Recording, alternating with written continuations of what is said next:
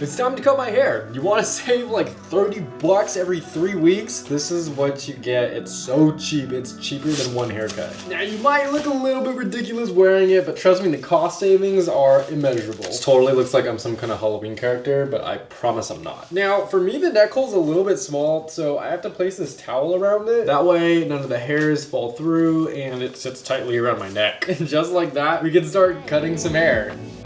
Chasing the horizon with you. I finished cutting my hair. Let's see how much hair I caught in here. So I do gotta find a little bit of a better solution in terms of this neck towel thing, because as you can see, it's caught a lot here, and I much prefer it to go on here, because this stuff, like the hair falls off of it very easily, and then it just sticks to the towel, you know, as it does. But it's got a lot of hair here, and it's got clumps of hair in the back, so we chillin'. And the floor, we'll take a look at it in a second, but let's dump this out real quick. What's nice is that the hair just moves around here super easily, so you can pick it up, throw it out, and also just shake it out. And we finished up. So I'm chilling right now. And if we look on the floor, this is the side that was upright, and yeah, you can see there's pretty much no hair in it. It cleaned up very, very well. That's how I cut my hair, and again, it's saving like 30 bucks every 3 weeks. But I want to know in the comments below, how do you cut your hair? Because I actually used to do it on newspapers and then just throw the newspapers away. This is a little bit different for me, and I like it better. But let me know how you cut your hair if you just go out and get your hair cut. What's your preferred method?